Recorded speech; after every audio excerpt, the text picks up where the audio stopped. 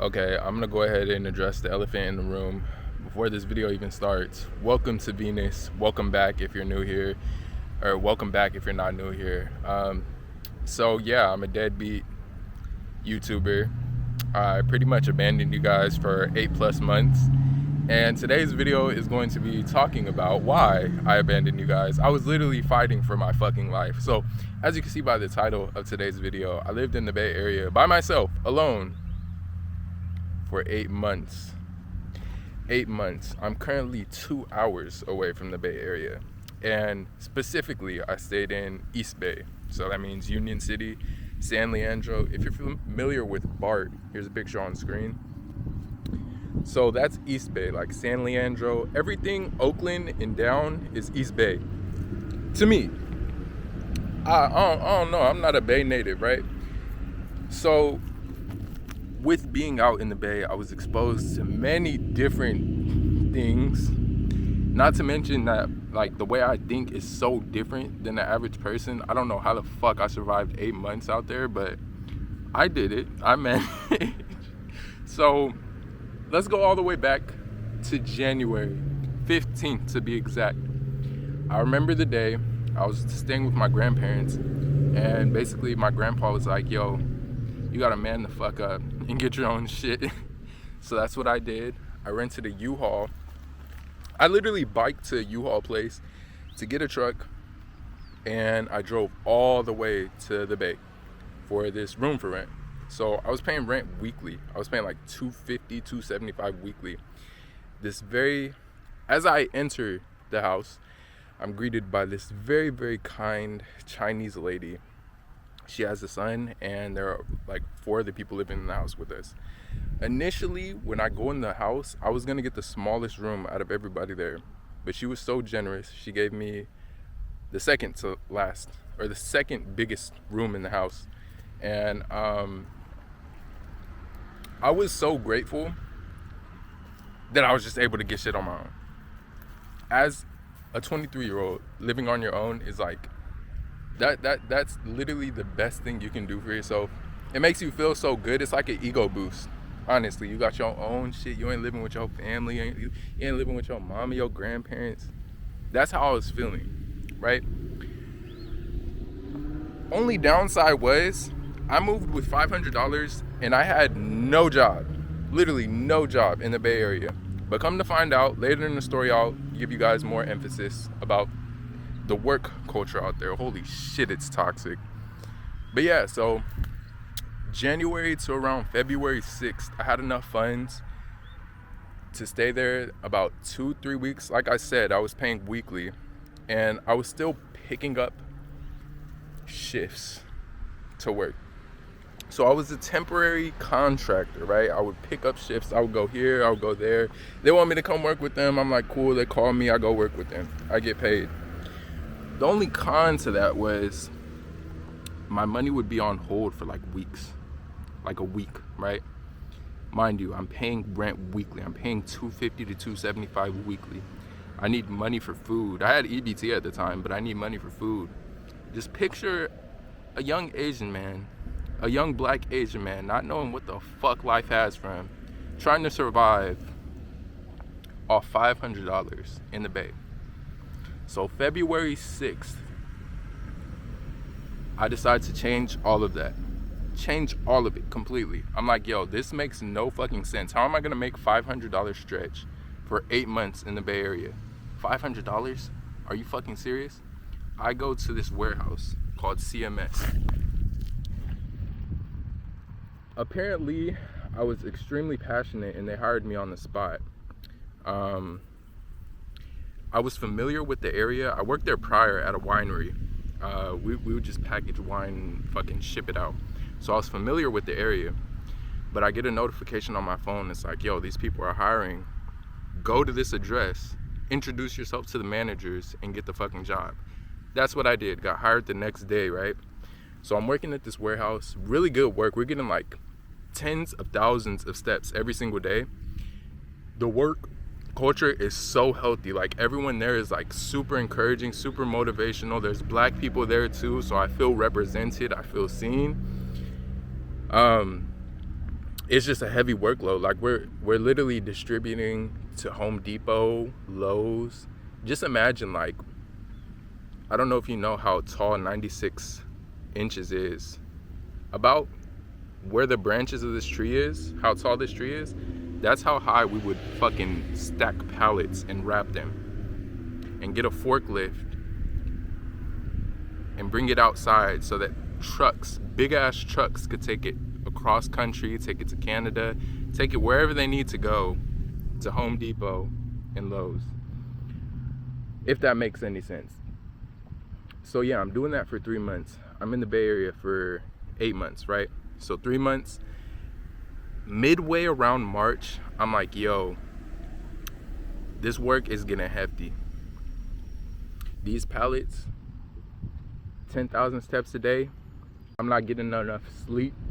It's really stressful, really stressful. Not to mention that as a team, my team members, the people I was employed with, we weren't getting along that well, right? So I ended up almost like I abandoned you guys, my YouTube audience. Almost like I abandoned you guys. I abandoned this job and I leave midway through March. My biggest mistake. So we're talking like, I think March 25th. I go all the way to South San Francisco, catching BART. I had a bike at the time, so I would bike to work. I forgot to mention that. Every day I would bike to work when we're working at CMS. Bike there, bike home, catch BART, etc. But I decided to move all the way to South San Francisco. It's fucking cold out there. I'm working at LSG Sky Chefs, basically the airport. And it's good work. We're just cleaning out carts. If you ever worked at the airport, you understand that you have to go through security, like 2 breaches of security just to get into work. They give you a badge, a temporary badge. And yeah, we're basically just cleaning out carts. There were like 7 different positions, right? The position that I chose was to clean out carts for people that eat on the airplane. So like they have, picture a big ass cart, like as tall as me. I'm pretty sure you've seen the food they give, but you have to clear 50 of those within an hour. 50 carts of dirty food, old food, spoiled food, and then wash them. So I was doing that. We're getting paid like, I think it was $25 an hour, almost $30 an hour. All I know is like every day I would get like $200 or some shit, which is really cool. But the only thing was, like, it was just hella Chinese people. Like I said, shout out to China, bro, because without them, I would not be able to live in the fucking Bay Area. But there were just hella Chinese people, and none of them really spoke well English. So when I was working at the airport, that kind of just felt isolating. Like, everybody would work their ass off. We're working graveyard shifts, like 12 p.m. to 3 a.m., 7 p.m. to 7 a.m., like graveyard shifts, getting paid $200 a day. But I didn't really feel connected as I did at the warehouse with my team members, the people I was working with. So on top of that, it was stressful. It paid a lot. It was stressful, and then you feel isolated. But I think the good thing about working at LSG Sky Chefs was that they fed you like literally every fucking second. Every break, there's like new food out in the cafeteria, which I fucking loved. But I think, like, other than that, the job was literally so isolating and so depressing. I literally have to say that. You get paid so much, but bro, fuck. So eventually I leave there due to unforeseen circumstances again. This is, like I said, this is from May, excuse me. This is from May 25th to around July. So I leave CMS May 25th. I said March earlier in the video, I misspoke. I left CMS May. So May to around July, I'm working at, July 2nd actually, I'm working at the airport, getting paid $200 a day. And in that period of time, so much shit has happened. I get hit by a bike. I get hit while I'm on my bike. I get hit by a car.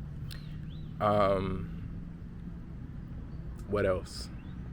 I get into like 2 bike accidents. I lose my original orange bike that I went to the Bay Area with. That shit really almost crushed my soul. I lost that around, I don't even remember the month. I think it was April that I lost that bike, and that literally crushed my soul. So there were so many indicators like telling me like, yo, leave the fucking Bay Area. It's tough as shit out here. People are mean. People like, motherfuckers is working graveyard shifts, working 3 jobs out there, literally. And I just wasn't taking the clear hint that like, yo, it's my time to get the fuck out of here. So let's go from July to around early August. So I'm just picking up shifts. I'm in San Francisco still. Mind you, I'm staying in like fucking hotels. I'm staying in Airbnbs. I find this really cool hostel in South San Francisco from around July to August that I would go to. It was fucking cheap. It was like $50 a night, right? And so there I'm working at the Oracle, the Giants Stadium. I don't know if you're familiar with baseball, but I'm working at the Giants Stadium, and shifts there would range from like 5 a.m. in the fucking morning anywhere to like 10 a.m. to 3 p.m. or 5 a.m. to 1 p.m. So I'm working there. We're getting like $150 a day, 100 to 150 a day. If I work the warehouse, I get $150, and that's literally just like stocking all the soda, all the vending machines. Like, that's a big ass fucking, if you've seen the stadium, the Giant Stadium, it's a big ass stadium with hella vending machines. So stocking that is an effort. But on top of that, just not having like stable housing, that shit was stressful as well. So that's July to August. Like, I'm working at the Giant Stadium, no stable housing, and I'm trying to like pursue music and all this shit. I was literally all over the place, like mental health all over the fucking place. And eventually on August 12th, I reached burnout, like a literal breaking point. Had to go to the hospital, whole bunch of shit. And we're here now, back at home. So that's literally why I abandoned you guys. I'm so sorry for not uploading. I mean, like, logically speaking, life is just incredibly tough for myself and a lot of people right now. So just like living day to day, just making it through the day is what I'm trying to say, is literally the bare minimum that I'm capable of doing sometimes. Like, I literally went 8 months working graveyard shift, working all types of jobs, doing that alone. And I don't think it was a good idea. It was a good experience. I learned so much. And, you know, if I was put in that position again, I'm pretty sure I could succeed. I would do it way smarter. Like, I would literally ask for more help than I needed. Because I'm working, I'm not telling anybody about my circumstance. Like, when I was working at CMS, they literally kept asking me, they're like, are you homeless? Do you have somewhere to stay? I didn't tell them I was staying at like fucking Airbnbs, and like I'm paying weekly rent that I can't really manage because I'm like drowning in debt and all this bullshit. Like, it literally taught me about the cold hard truth of reality. And this is how people in the Bay Area, this is how they've been living for like years and years and years. And I couldn't even stand 8 months in that type of living environment. Like, East Bay is cool. I could survive in the East Bay. South San Francisco, holy shit, it's fast paced out there. And in South San Francisco, if you catch Caltrain, like, there's so much shit, bro. There's so much shit. So they have BART, and BART takes you all the way to SFO and Millbrae, but Caltrain goes all the way down to like Mountain View It goes all the way down to San Jose. And in South San Francisco, where I was staying at in the Airbnbs and shit, it's literally slow as fuck, no work there, but it's still fast paced as fuck. Like everybody's still living like they're in San Francisco. Which is like mind blowing, because like if I'm in a slow city, there's literally no work, I'm still expected to pay this high ass rent, like $2,000 a month type shit. It's just like mind blowing that people can actually survive and live in that type of condition. Like I salute to everybody that's living in fucking San Francisco, bro. It's hard as fuck out there, but it is also every single day. You'll never be bored. There's always some shit to do out there. Always some shit to do. Like even if you're bored, you could just go on a walk, go to the pizza shop. I'm sure there's like tons and tons and tons of shit that I'm leaving out of the story. Like how when I lived in San Francisco, there was this lady that owned a pizza shop. She was super kind. She would try to give me free food. I would always pay.